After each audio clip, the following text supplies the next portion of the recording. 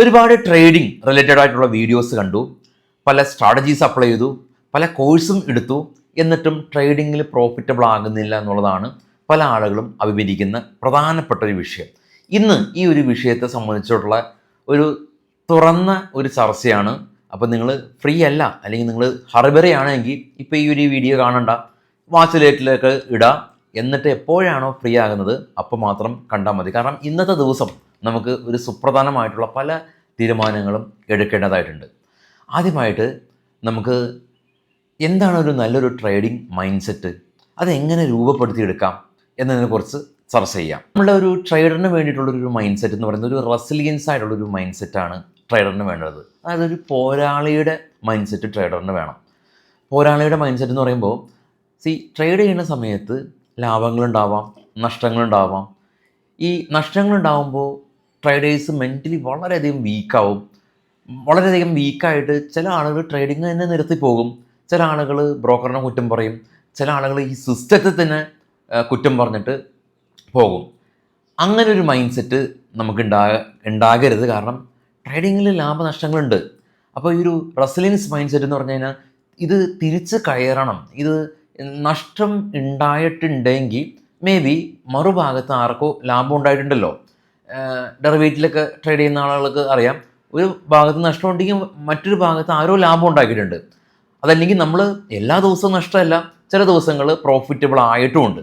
അപ്പോൾ അതുകൊണ്ട് തന്നെ നമ്മൾ ഈ ഉണ്ടാക്കിയ നഷ്ടം ഇത് മാറും, ഇത് തിരിച്ച് മാറ്റും, തിരിച്ച് നമ്മൾ പ്രോഫിറ്റിലേക്ക് ആകും എന്നുള്ള ഒരു റെസിലിയൻസ് മൈൻഡ് സെറ്റ് നമുക്ക് ട്രേഡേഴ്സിന് നിർബന്ധമായിട്ടും വേണ്ട ഒരു കാര്യമാണ്. വളരെ പോസിറ്റീവായിട്ടുള്ള റെസിലിയൻസ് മൈൻഡ് സെറ്റാണ് ട്രേഡർക്ക് വേണ്ടിയിട്ട് ഫസ്റ്റ് ക്വാളിറ്റി എന്ന് പറയുന്നത്. രണ്ടാമത് നമുക്ക് വേണ്ടത് പ്രോഗ്രസീവ് മൈൻഡ് സെറ്റാണ്.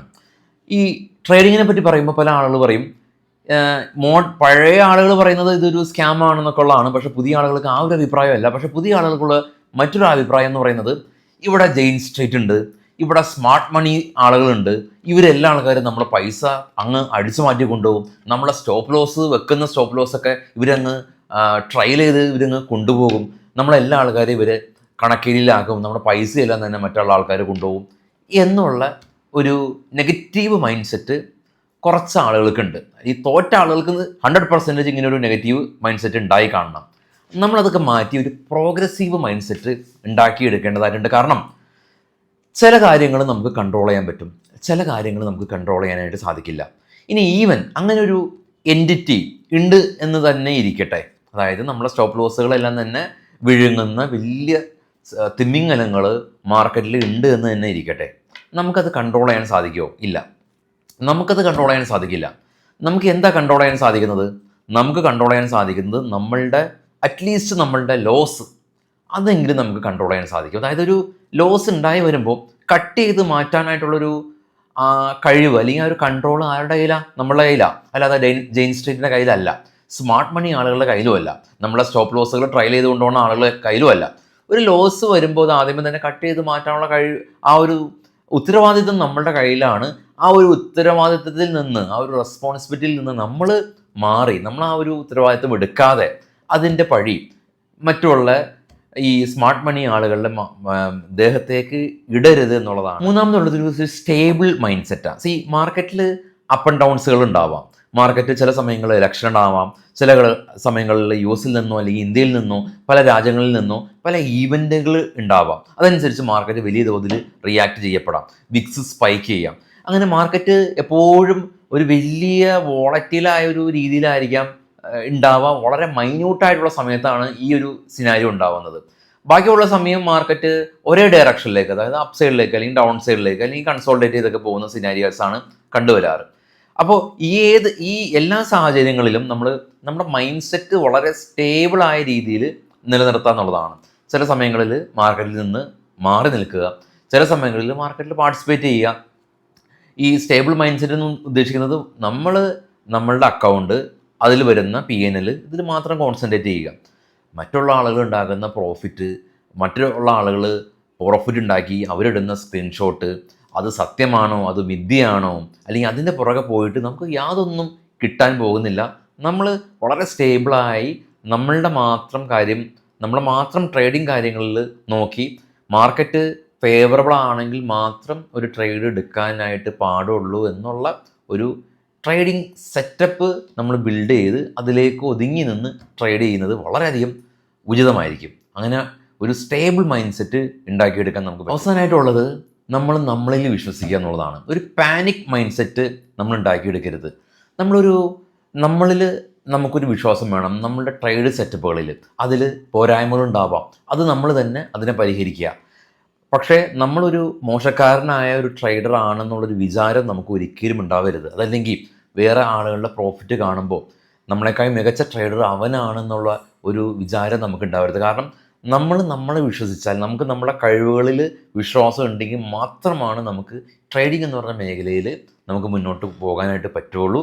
നമുക്ക് നമ്മളുടെ കഴിവുകളിൽ വിശ്വാസം ഉണ്ടാകണമെങ്കിൽ നമ്മൾ കഴിവുകൾ ഡെവലപ്പ് ചെയ്ത് എടുക്കേണ്ടതായിട്ടുണ്ട്. അത് ടെക്നിക്കൽ പരമായിട്ടുള്ള കഴിവുകളും അതല്ലെങ്കിൽ ഇതുപോലെയുള്ള മെൻ്റലായിട്ടുള്ള കഴിവുകൾ നമ്മൾ ഡെവലപ്പ് ചെയ്തെടുത്ത് ആ കഴിവുകളിൽ നമ്മൾ വിശ്വസിച്ച് ആ ഒരു കഴിവുകളിൽ നമ്മൾ പ്രൗഡായിരിക്കണം. നമ്മളുടെ കഴിവുകളിൽ നമ്മൾ പ്രൗഡായിരിക്കണം.